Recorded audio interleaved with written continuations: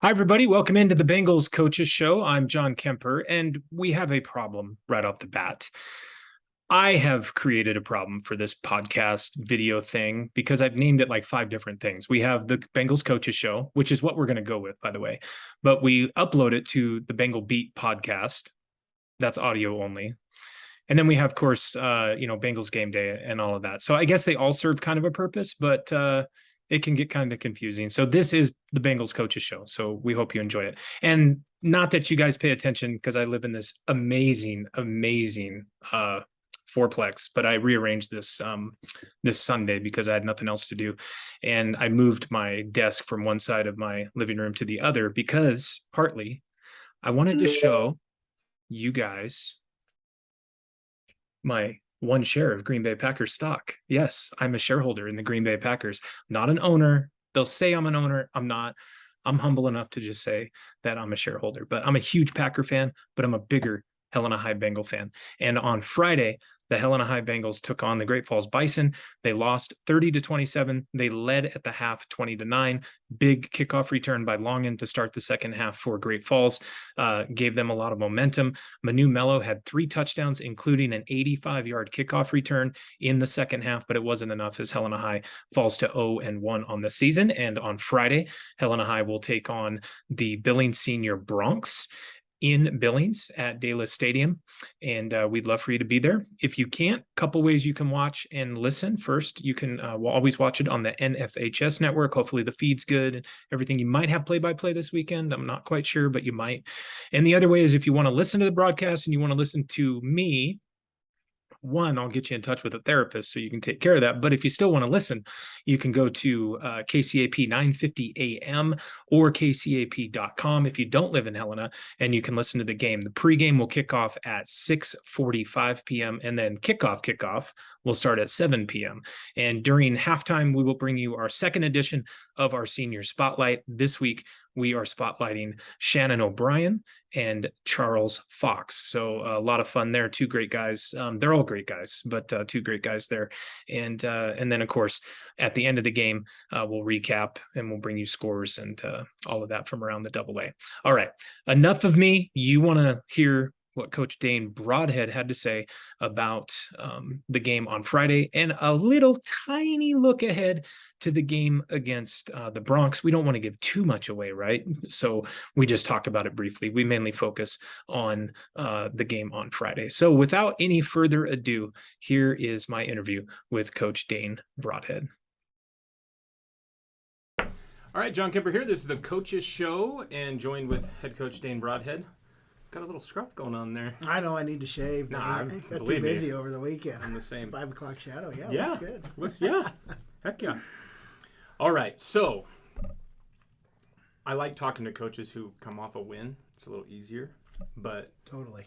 the fact that you came up right after the game in the post game show for the radio station just speaks volumes. Not to say other coaches haven't done that, but to have that frame of mind where you actually remembered is huge. Given it's your first game, there's a lot going on.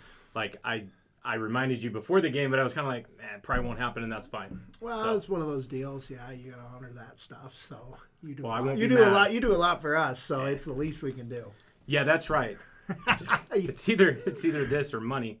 Yeah, no doubt. So, all right. So, I mean, obviously a 30-27 loss, and we'll get to that. But overall, what was it like to coach your first high school game as head coach? Well, it was awesome. Obviously we wanted a different result, and and we can get into that. But no, the atmosphere was great. I thought we had a great crowd. A lot of excitement. Yeah, it felt good. It felt good to be back out there on things just hit a little different on Friday nights. So it was great, and the kids responded well. They came out, played hard, and it was awesome to be back and to do it at home was pretty cool. Yeah, absolutely. A lot of energy from the players walking in and getting ready for the game. Obviously the crowd, it was a big crowd. It was for week 1, with no school in session yet. Exactly. People were still traveling and a lot of other things going on. It was awesome. Yeah, the walkover was great. The Bengal walk was awesome. That's one of the I think one of the best things that Coach Evans did was, bring that in, kind of that new tradition. So it was cool. We had a bunch of kids out there with the Bengals sweaters. It was hotter than heck, and they were still out there in those sweaters, and and people with the cowbells and stuff. And it was awesome. Yeah, it was really cool to do it for real finally. What you didn't see was the parents off to the sides, like threatening the children to keep the sweaters on. They did a great job, whoever it was. Yeah, those kids like to do it for sure. All right, so why don't we jump into the game? First half, man, it was pretty much all you guys up until the last couple minutes, up 20-3, ended the half at 20-9. Right. But as you watched video and as you thought about it and talked to your coaches, what were your takeaways from the first half? Yeah, I mean, I thought we came out and, like I said, we played hard. I mean, the whole game, that was one of the themes and one of the worries when things start to snowball on you, in the second half is how are you going to respond to that? But I thought we played hard throughout. We came out.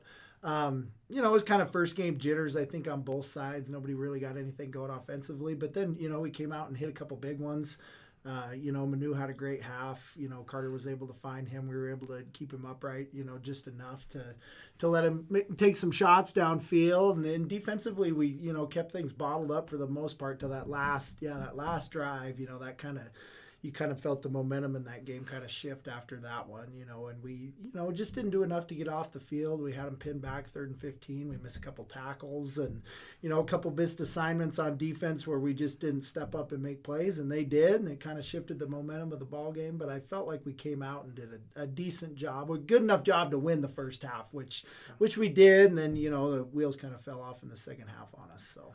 Yeah, and just sticking in that first half for a minute, like you said, Great Falls kind of got going late. Did they do something different offensively or did they just start finally making plays in the defense? Yeah, miss some assignments. We missed some assignments, missed a couple tackles. Yeah, and they made plays. They made the big play on 3rd down where they moved the sticks, and then we bring an edge rusher off the edge that comes inside, should have stayed outside, and quarterback scrambles and finds the kid across the middle, and they take it down to the 2 and punch it in next play. And yeah, it's just, ultimately it comes down to you either making plays or not. They did, and then toward the end there, and they kind of got things rolling on us. But no, they didn't change much. It was one of those deals where they moved Harris around to some different spots, and the other kid that came in and played quarterback did a really good job. He extended plays and made plays and made some big throws downfield under duress, and so credit to those guys for coming out and making some plays down the stretch there. I think a player on Great Falls that really jumped out, and you had talked about him, and I had heard others talk about him, was Long in the running back. Yeah. You expected, Reed Harris, and I'm sure you game plan for him, and I'm sure you game plan for Longen too, right. But he kind of took it to you guys right at the end of the half and then into the second half. It was right. He became the difference maker in that game. He did. An opening kickoff out of the gates, and that's on me. I just didn't have our guys ready to go. On kickoff, we talked about it. They ran a double wedge, and he got into the middle of it. We ran past, and he breaks 2 tackles, and he's gone. He's a fast kid. He runs really, really well, and he runs really hard. And he's a great player for them. He's gonna put up a lot of yards this year, have a lot of touchdowns, and it just came down to we did not tackle him well enough. We got guys to the football, and we were getting hats to him, but we just weren't finishing. And part of that in the second half, I think we got a little tired, we got a little worn down, and got a little sloppy in our fits, and next thing you know, he was out the gate on a couple big plays on us, which really hurt. Yeah, because not only is he fast, he's big. Yeah, big, strong, physical, good Montana AA running back. He really is. He finishes runs well, sees the field well, and he's one of those kids that he makes 1 or 2 cuts, puts his foot in the ground, and he's hard to catch. Yeah. And then as we move into the second half, and we've kind of already gone there, and you mentioned it, but the big kickoff return right at the start of the half. Sure. If you felt the momentum shifting a little bit at the end of the first half as a coach, I don't know if we necessarily felt that in the stands, but that kickoff return, definitely you felt that momentum shift. Obviously you want that to happen for your team, but right. How difficult is that when you see it happen and then as a coach to regroup everybody and get them going? Yeah, it's tough, especially that first one out of the gate, because we were rolling so well in the first half, and you come out and like I said, that's on me. I gotta have them ready to go coming out of the tunnel, coming out of the second half. But I think we kind of stopped the bleeding there, and then a couple other things happened. We get one for ourselves later in the game, which was a huge play by Manu. But, yeah, part of that is just a learning curve on how to handle those big swings, because you're going to have them. You're going to have plays that don't go your way. And I thought for the most part we handled it pretty well. Guys were pretty positive still on the sideline, but we just – we had too many of those plays go, against us in the second half to win against a good team like that. It seemed like on the running game, they really started having success up the middle, a little bit on the edges, but they weren't stretching the field. They were really seemingly running. Yeah, they kind of just, changed their run game a little bit and got long and going downhill. And he's one of those backs that just, he's one of those kids that a lot of running backs, in the second half, they kind of find a second gear, and he kind of gets going after 10 or 15 carries. And he kind of did that to us. And like I said, we quit tackling. We quit gang tackling like we were in the first half, and part of that, maybe we're a little tired. Part of that, we're just not finishing, not taking an extra step into the frame. And against a kid like that, you can't arm tackle him. You got to rally and run your feet on contact. And we quit doing that. He really hurt us in the second half. Okay, so let's talk about your offense, because it seemed to start pretty well. Sure. I mean, I thought Carter Kraft, not Carson Kraft, but Carter Kraft. One of the Crafts, yeah. One of them. They're everywhere. I thought he came out pretty well. Yeah, I thought he played a pretty good game. I mean, he had a couple picks Sure. and all of that. But for a first game, 222 yards, 3 touchdowns, the 2 picks. But, Right. I mean, he took some pretty hard hits in that game, too. Yeah, he did. He got hit too much. He was on the ground too much. We probably asked a little too much of him week 1, in his first start. But he answered the bell for us. He did a good job. He got the ball off, threw the ball 36 times, didn't get sacked, which was a credit. He did get hit. He got hit too often. But he was able to get rid of the ball on time, made some good decisions. He'd like to have the one wheel route back on the second interception. The first one was kind of tough, Not a great job outside on the perimeter blocking wise. The kid splits us, and we hit him in the shoulder pads on a little now screen. But overall, I was so proud of him. He stepped up. He made some big time throws. Got us into some good things, and really did a good job out the gate. Because that was his first start. Really his first meaningful varsity snaps, and boy, he handled it really well. Handled himself well. Bounced back after missing some things early and kind of settled in and made some big-time throws when he needed to. And then if you look at your running game, I think I believe Holland had about 36 yards rushing, but not a very good running game. Running game in this one. But as you looked at it, did you see certain things Great Falls did, or? Yeah, I mean, they were very physical. They were very physical at the point of attack. The linebackers did a good job. Harris hurt us at times. And part of it, we just, we weren't maybe aggressive enough, physical enough up front. We saw some things on film that we definitely need to clean up. Maybe simplify things a little bit going into this next week and get, try to find some things that our guys are good at, successful with, and kind of build off of those and simplify the run game a little bit. Try to get Holland and Wetzel and Fry going downhill and try to attack it that way a little more this year or this next week on Friday. Is it hard to want to simplify? Because it seems like football, it becomes more and more complex. Sure. And I'm just wondering, as if you simplify people, the commoner who doesn't know football like me, do you kind of struggle with the idea of, like, if it's too simple, it's going to be too easy to defend? But maybe if it is simple, you can run the plays more excellent. Yeah, I think part of it, it just comes down to execution. Part of the issue is, we have a lot of guys going both ways. So we have to be fairly simplistic. We can't have too much in on offense or too much in on defense that we're not. I'd rather be really, really good at a couple things than mediocre at a lot of things. So part of that, within our run scheme, I think it's finding, the 2 or 3 run schemes that we really like, that our guys are confident in, that they're successful with, and that's something we got to come out and establish on Friday. Try to find an identity within our run game to get our backs going. All right, as we look at defense, looks like they got a little tired in the second half. I mean, obviously they were out on the field a lot more in the second half. But and then stopping the run, we've kind of talked about that already. But what can you do when you are struggling with a run game to try to neutralize that on the go in a game against, as a Yeah, and defense. we made a couple little adjustments in game. We weren't fitting great linebacker wise. I thought our safeties actually played pretty well in the run game. They fit pretty well. I think our RJ led us with 11 tackles, which you don't necessarily want your safety to lead you in tackles. Yeah. You'd rather have somebody up front do it. But man, I was so proud of us defensively, because we did offensively. We put us in some bad spots. They were on the field a lot in the second half. And Coach Schulte did a nice job of making a couple little adjustments here and there. And part of it, yeah, like we talked, it was just tackling and finishing. That's going to be that'll be our theme, as we go throughout the week. But boy, they played so well. We got off the field. We got pinned deep and got off the field. They tried to throw the deep ball, the fade into the end zone to Harris, and Ark's about a foot shorter than him. Yeah. And goes up and wins a 50-50 ball against him. And there were just some great efforts across the board. So I was really happy with how they responded throughout the game. Faced with some pretty tough situations. Yeah, absolutely. Why don't we talk about some individual players? And I want to start with Manu Melo. Yeah. Because, we all know he's talented. Right. I was at several Senators games this year. He played center field. Just a great player there. And then, so he can do it. You've watched him in basketball. But now in varsity, he's having time to shine.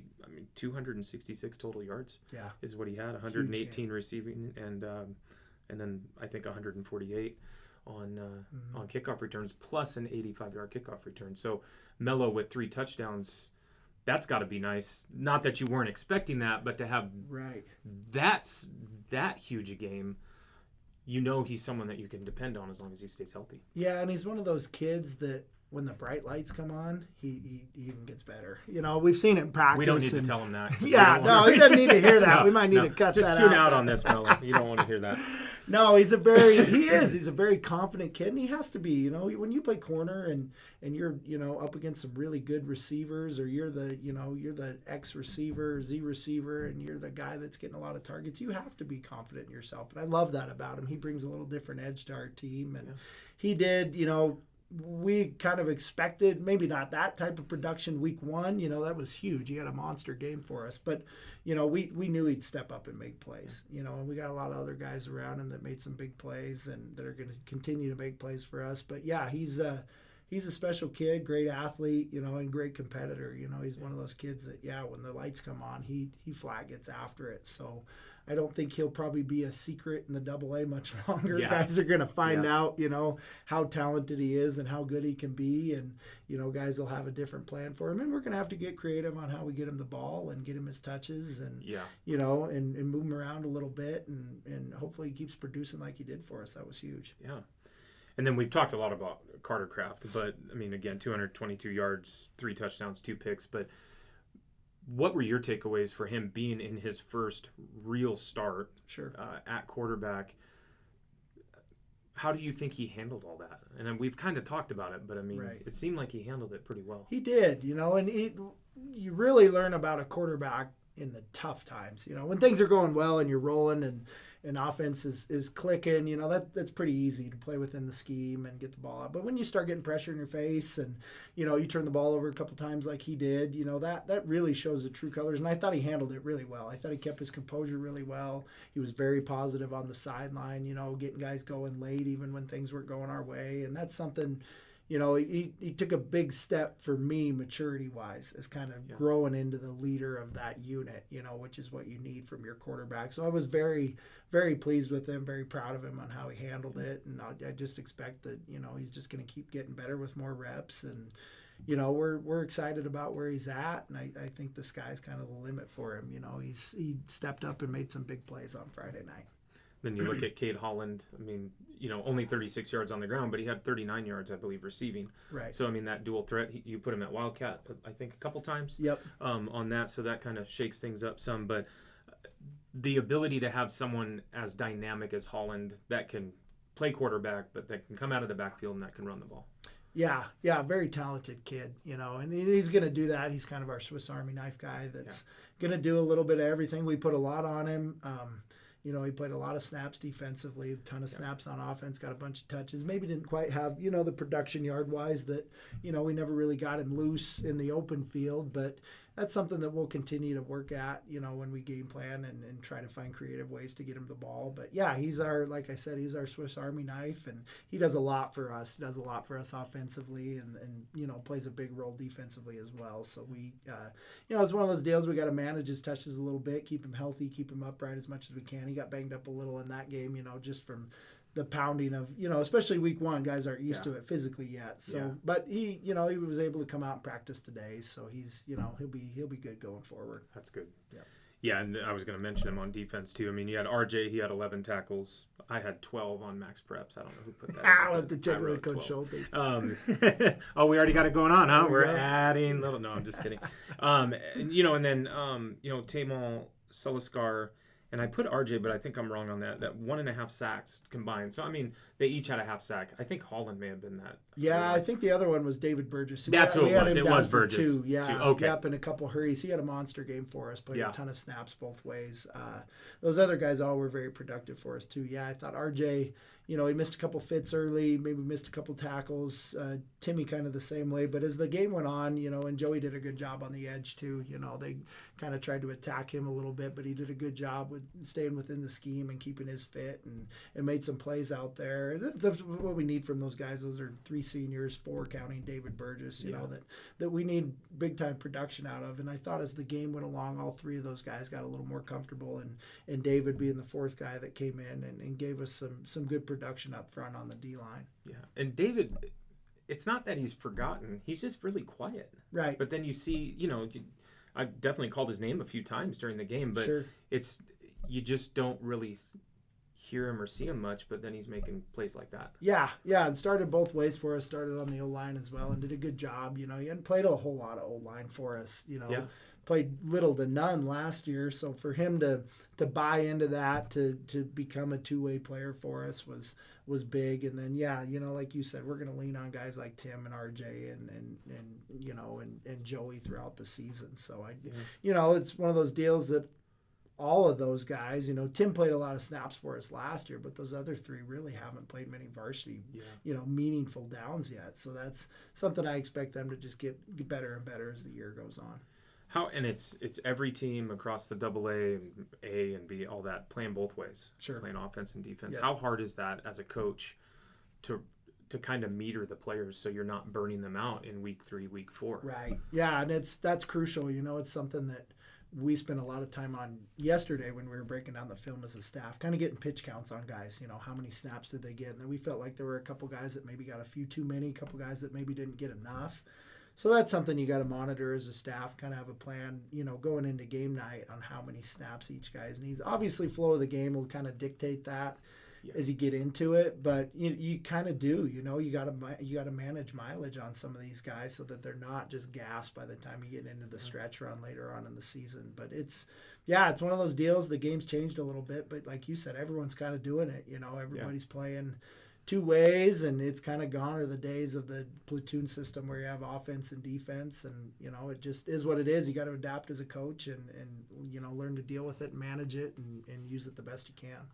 And I mean, the benefit also is while we have seniors, you also have to get the underclassmen reps and snaps on a Friday night, right? Yep. To get them used to it. I think of Carter Kraft. I mean, last year he played some linebacker, I believe, and played some on defense. So to come in and play quarterback while a totally different position and a lot more pressure, or more limelight, the fact that he got some snaps on a Friday night is probably really good. So you have that dynamic to work with of you want your best players out there, but you also need to be cultivating for the future. Yeah, especially early in the season. We had some guys that played on Friday that, we're going to need, guys that are playing backup roles and that are one injury away from being starters. Dylan Mossness, Tevin Wetzel, Jackson Lieberg, Matt Marcial played a lot on special teams. Young kids like that maybe haven't gotten much of a taste yet. They're going to need some reps, in case guys go down.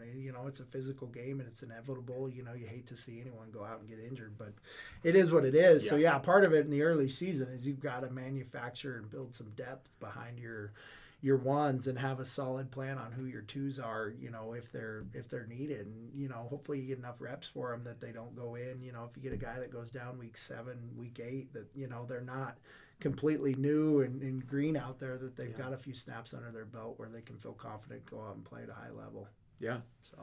All right, let's shift gears. Enough of this last 'Kay. week stuff. Let's moving talk. on. We're only talking briefly about senior, though, because we don't want to give away any secrets. But, first and foremost, I mean, this will be your last non-conference game. Sure. Non-conference is kind of funky because it doesn't really count towards your standings, really, but it can, I think. Yeah, that's a little convoluted. There's a Yeah. lot that goes into that. Honestly, for us, we're attacking it as if it's the most important game, because it is. And I It's think the you have next to, one. right? We do, Yeah. especially early in the season. Like you said, it's all these games are big time. They all count for us. Yeah. Whatever happens with the playoff scenarios, you can't get caught up in that this Yep. time of year. You got to just go on to the next Friday and then see where the chips fall at the end of the year. But yeah, it's a big game. It's a big, it's our first road trip. Yep. It's Billings Senior, very well coached. Coach Murdoch does an outstanding job with that program. He has for years now, and it's you know what you're going to get with those guys. They play incredibly hard. They're very similar to us. A lot of guys going both ways, but some good athletes, some hard-nosed kids that are going to get after it. That game in Vidge last year against them, that was a very physical game. Yeah. It was not. It was a game that wasn't, really decided until the end there. So, and I expect nothing less on Friday night. Yeah, absolutely. I mean, and they were on the road last week, week 1. They played the first game of the year Thursday against Butte. Right. They lose 36-28, but Yeah. I mean, they were coming back in that game and just ran out of time and everything. But as you just a 30,000-foot view, because we don't want to give stuff away. But like when you look at senior, what do you think they do well on offense and then defense? They have a couple kids that are pretty special. The two linebackers, the Bergen kid, and then number 6, the first name's Bam. I can't remember his last name off the top of my head, but they're very good players. They got another Potzel kid. That's a name that's been around in senior. They got the fair kid, another DN that's pretty solid. They're big up front. They're very stout up front. They got some big kids, and then some good athletes running around. The Macy kid that plays safety for him. He's a good track kid, sub 1100 kid. So he's we'll have to find a way to attack him a little bit and try to neutralize his speed a little. But yeah, I mean the kicker with senior, and it's always that way. The thing that jumps off on the tape, they always play hard. They're very well coached. So it's going to be a battle. It'll be a tough game for us. Always a tough road trip going to Billings, playing in Dallas, and it's it'll be a good challenge. Yeah. All right, head coach, you got to take them across the state for the first time. Did Coach Evans give you any pointers on how to handle a team traveling as a head coach, or did you just watch, or you're just like, it's not that big a deal? Yeah, no, I think it is. I think it's, you got to find a way. One thing that we did, on the road specifically, was get them off the bus and get them moving around a little bit. I think that was something that Coach Evans did a good job with. It's a 4-hour bus trip. We start school this week. Yeah. Schedule's going to be maybe a little messed up for the kids, with getting back to school. And then we turn around on the second day of school and go to Billings and have to play a football game. Exactly. So it's part of that. Yeah, you got to get them off the bus, get them moving around a little bit, get their mind right, get the juices flowing. And, a lot of them will play in the JV game, then come back over, after that one's done. But it'll be good. There's a game going on before us, so, hopefully we can get to the stadium. You got a game going on, so maybe you get that feel a little bit earlier than just when you get into pregame. But no, I'm excited for it. Looking forward to the trip. Always like going down to Billings and playing. So what kind of coach are you on the bus? Are you the coach of like, everybody be quiet, watch a movie, do something? Do you just kind of let them, be the, hang out, think around, might get a little loud? How do you kind of do it? Yeah, it's one of those things. I think you got to, obviously the expectation is, it's not a free ride just to go down and hang out in Billings for a few hours. We're going to play a football game. The mindset and the focus has got to be good. I mean, I'm certainly not you're going to sit here for 4 hours and not say a word. I don't want them to be, that jacked up or, not be able to be loose and have a good time. I want them to enjoy the road trips. But yeah, I mean, I think it's finding a good balance. Yeah. Finding, kind of how your team handles being on the road. Each team's a little different. Some are a little bit more serious. Some maybe a little more, a little more loose, a little more relaxed. You got to kind of fit, what works for your style and your kids. Mm-hmm. But, I think it's important. They need to know the importance of, being dialed in and focused by the time we step off the bus. But, it'll be one of those deals where, yeah, I want them to enjoy the trip with their buddies as long as they're tuned in and paying attention and focused on the task at hand. Yeah. Okay, so when I first started doing this, I was always kind of floored because Coach Arnson, at the end of road games, they had stacks of Little Caesars pizza. And they would just have them by the bus, and kids got on, and there's just everybody was handed a pizza. Right. And I mean, $5, you can't really beat it. Sure. Yeah, it's a heck of a deal. Yeah, and then Coach Evans comes along, and it turned into more like Jimmy John's and body armor. So right. Yeah, are you continuing that tradition? Are you going, like, I don't know, bags of tacos from Taco Bell? I mean, what's the post-game meal for these guys as they get on the bus? Yeah, I think we're gonna do Jimmy John's this first one. Okay. And I might mix it up. I don't dislike the pizza idea. As long as you got food after the game, the kids really don't care. Yeah. As long as they got something to drink, So yeah, we'll get them some body armor, some Gatorade, and get them some sandwiches, and part of it in different towns, especially now, it's kind of whatever's going to stay open for you. Exactly. The Jimmy Good John's point. thing is nice because they'll deliver. You can just keep it in the locker room. That's kind of what we've done. We try to get it as close to the end of the game as we can. And obviously, if they can deliver, if they're still open. But man, a lot of places anymore, they close so early. They just don't have the help. So part of it, depending on where we go, it's going to kind of come down to, what can we find that's open and that can get food there. If a pizza joint's open and they'll deliver that late, great. Yeah. But a lot of them are closing up, Well, I think it works in Billings because Senior, where Wendy's Field at De La Stadium is. Yeah. You got to say it all. Oh, there we go. Is like right across the street's a Little Caesars. Sure. So, I mean, it kind of works out for that. Not saying you have to, I don't care what you get. I'm not going to have any of it. But it's just always an interesting thing. And the first time I saw pizzas, I was like, whoa. Because, like, when we played sports, growing up, I'll say when I played sports, way back in the 80s, it was McDonald's. Sure. Mom and dad give you $5, you go to McDonald's. Yeah, you get a lot of food with $5. Yeah, back then you could totally. Yeah, now you get like a little thing of fries. Yeah, exactly. But all right. Well, hey, we're gonna catch up with you on Friday, and good luck this week. And hopefully, we're calling your first win as a coach and evening up this team's record to 1-1. Yep, that's the plan. Yeah. Okay. Awesome. Thanks. All right, there you have it. My interview with Coach Dane Broadhead. Always great to sit down with him. And I can't speak for other cities around Montana. I'm sure they have great coaches. It's not that I don't think they do. I just don't know them very well. I know them a little bit. But I think in Helena, and this includes Capital, we got some great coaches that are very open, very willing to talk. They want to talk about their kids and they want to talk about their program. And they will take the time to talk about their program and their players. They don't like talking about themselves very much. What can you do? You try to get stuff out of them, but they just don't want to, and that's fine. They want to focus on their players and their programs, which is hugely important. So pretty lucky that we have the coaches that we do at Helena High and at Capital. So, all right, that's going to do it for this one. But again, if you want to listen or watch on Friday, if you can't make it to Billings, 6:45 on KCAP 950 AM in Helena or kcap.com, anywhere. We will have the Helena High pregame show followed at 7 p.m. with kickoff, and you can watch the game on the NFHS network. So until Friday, have a good week, everybody, and we'll see you then.